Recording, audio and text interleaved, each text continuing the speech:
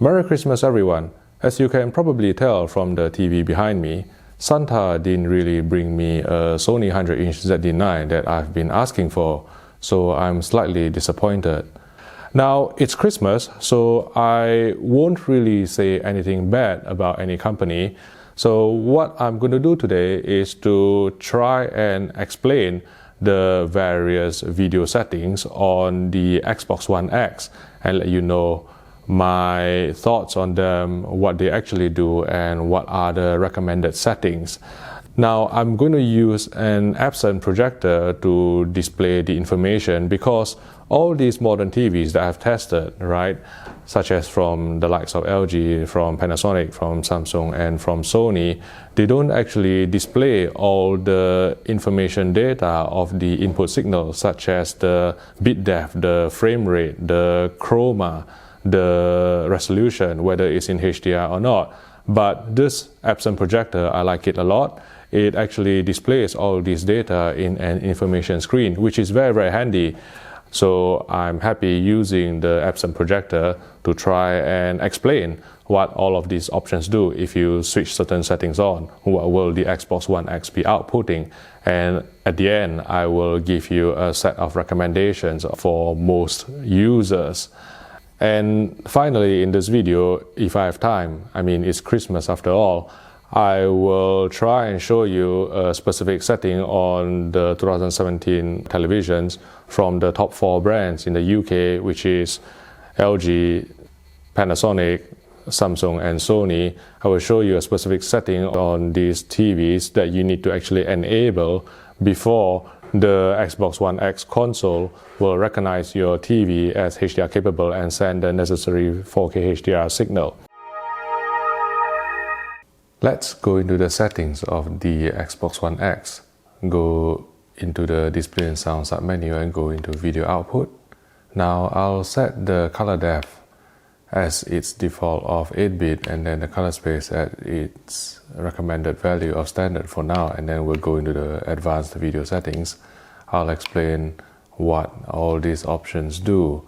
Now, allow 50 Hz, you should just leave it ticked, because if you are actually in the UK and European countries, which is PAL, and if you set it to off, then what will happen is that the Xbox One X will be locked to a video refresh rate of 60 Hz, which is undesirable if you're actually watching 50 Hz content. Let's say if you are using the Xbox One X to route a cable satellite to watch live TV on your Xbox One X, then it will present a lot of judder, as you can see from this example that I'm using from the SkyQ box.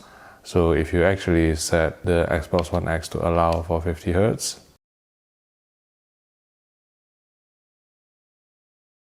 then you can see that the judder will be removed and the whole scrolling ticker will be much smoother. Allow 24 Hz, again, is the same. Most of the high quality movies are all filmed at 24 frames per second. And if you actually deselect it, then what will happen is that the Xbox One X will be locked to a fixed video output of 60 Hz, which will present some telecinic judder in 24 frames per second movies, like what you can actually see in this scene from Skyfall, where there's slow panning shot, slow zooming in shot. And if you look at the information screen from this absent projector, you will see that the Xbox One X is sending out a 60 Hz signal when what we want is to allow 24 Hz. And then what will happen is that the console will be sending out 24 frames per second movies as 24 frames per second, which will result in a much smoother cinematic image.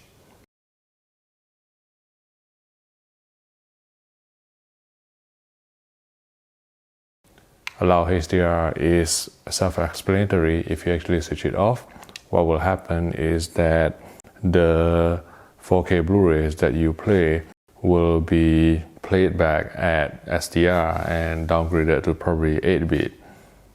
So switch it on. Again, allow 4K is the same as well. If you actually untick it, then what will happen is that the resolution output of the console will be downgraded to 1080p or 1920 times 1080 pixels. Again, this will also at the same time reduce the dynamic range from HDR to SDR. So if you play a 4K Blu-ray with either allow HDR or allow 4K unchecked, then what will happen is that the console will be playing it back as BT709 SDR. So I would recommend keeping this on all the time. And then this is probably the most important and most confusing option in the whole advanced video settings menu, and I want to take some extra time to demonstrate what it actually does. So let's examine the effects of allow YCC422 on a standard 1080p Blu-ray which is mastered in SDR Rec 709 420 8-bit. So this is a Blu-ray of Skyfall, which I really like to use as my reference disc. Is really well mastered with lots of different scenes for me to check out various aspects of picture quality. So this is a close-up of Daniel Craig's face, and what I'm going to do is to just go into the projector info screen to show you what signal we're actually receiving from the Xbox One X console. And you can see that it is 4K at 24 Hz with a color depth of 12-bit 422 in BT709 SDR. And this is with the Xbox One X set to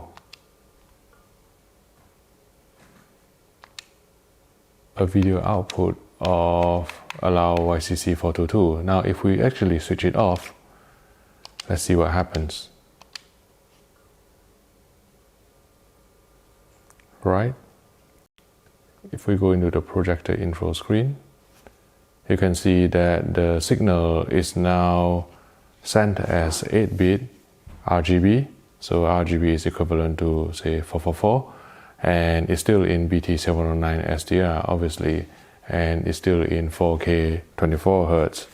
So personally, looking at these two output, there's very little difference, if any, between 8-bit 444 or RGB and 12-bit 422, certainly for 1080p SDR content, but more of the difference will come when we actually play back a 4K Blu-ray which is mastered in HDR BT 2020.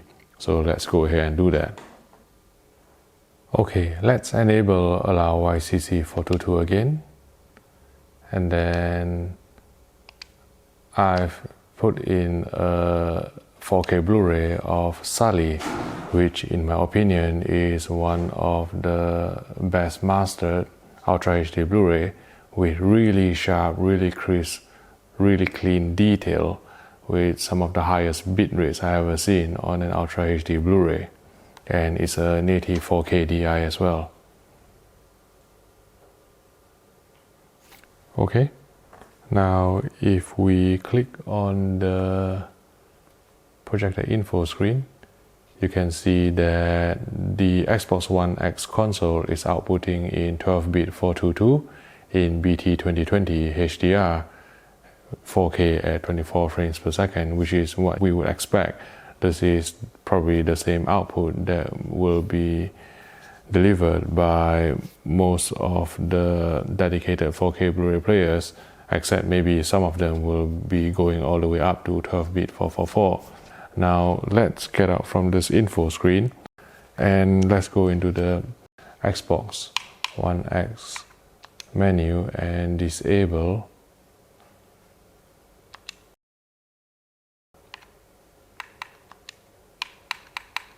YCC422. So if you disable it, and I think I'll need to restart the disk, so bear with me for a while. I'll just have to quit the player and then relaunch it to replay the disk. This time with allow YCC422 disabled on the console. Right. You can see that the console, for some reason, is not recognizing this projector as 4K HDR capable, so it turns up with an error message. And if we go into the projector info screen, you can see that the Microsoft Xbox One X console is now only sending out 8-bit BT709 SDR in RGB video format at 4K at 24 Hz. This may be specific to this current setup. Maybe it's the long HDMI cable run. Maybe it's the fact that this projector doesn't have a native 18 gigabits per second chipset. But it shows you how important it is to actually enable that YCC422 option, because if you don't enable it and the bandwidth requirement becomes too high, because RGB is equal to 444, which is the full highest bandwidth that is required. And if you're actually sending a 12-bit, 10-bit signal, then the Xbox One S console sense that there's no compatible EDIT coming from the projector or the display, and so it's just downgrading the output to 8-bit SDR, which is not really desirable because you really want to watch it in HDR.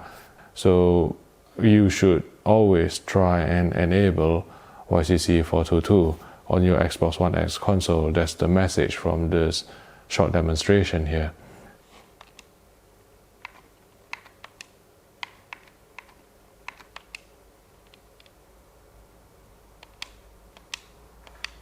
And then we'll need to restart the application.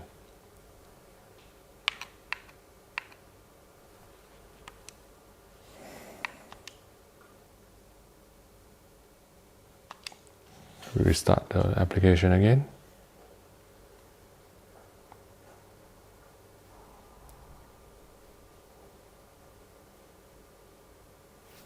Okay.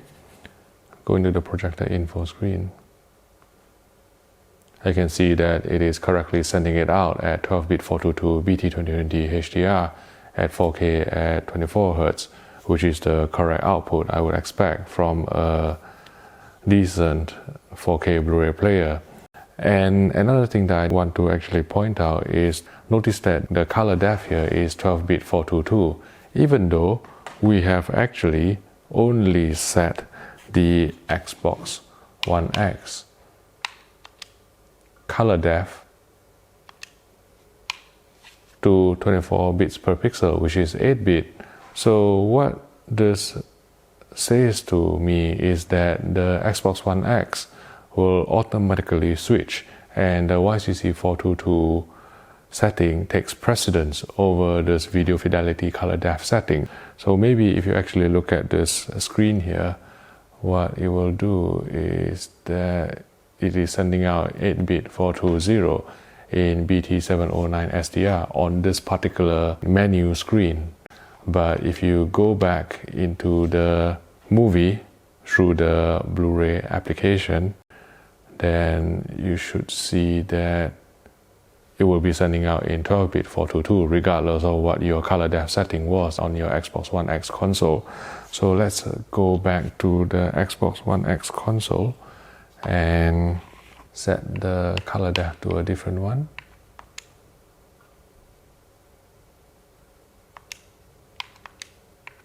Set it 10-bit. If you set it to 10-bit, what will happen is that this menu screen is still at 8-bit 60 Hz. And if we go to the movie,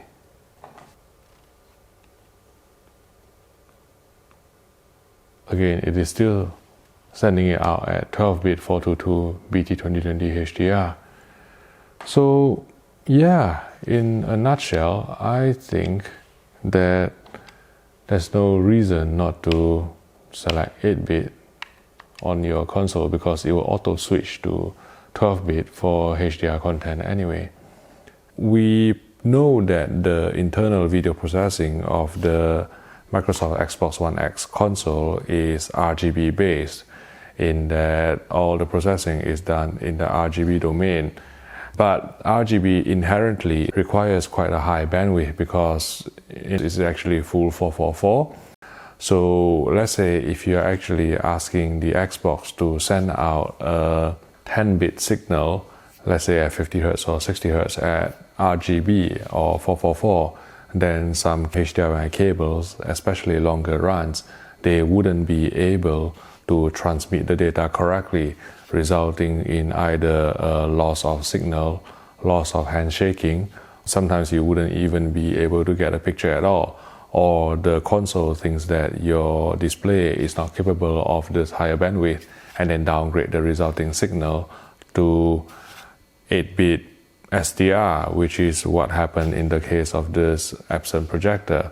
So in all cases, I think you should always try and allow YCC422, because if you actually enable YCC422 on the Xbox One X, let's say for SDR content, the console will be upsampling the 8-bit 420 content from 1080p Blu-rays to 12-bit 422, which is desirable because even though the data on 1080p Blu-ray disc is only 8-bit 420, if you actually give it a 12-bit signal, again, it depends on a lot of factors like your displays and how your whole video chain is set up. But in general, if you give a 12-bit depth for the signal to be transmitted, then there will be more processing headroom for the upscaling, chroma upsampling, and things like that, which will help reduce the amount of artifacts and noise in the picture. Again, I stress that this is not 100% guarantee. It depends on the display and also depends on your video chain, whether 12-bit is more beneficial than, let's say, 8-bit or 10-bit. But in general, the reason why some players like the Panasonic and the Oppo dedicated 4K Blu-ray players, they like to try and send out 12-bit output when possible is because it gives more processing headroom to account for rounding errors. So if you didn't really understand a thing I said, I'll just go through probably in my opinion, the catch-all setup for most displays. So under video fidelity, leave color depth at 24 bits per pixel, 8-bit, color space as standard, and then under advanced video settings, just take everything. But particularly important is to allow YCC422. And then I'll go through the specific setting you need to actually enable on various TV brands before you can actually get a proper HDR output from the Xbox One X console to your display.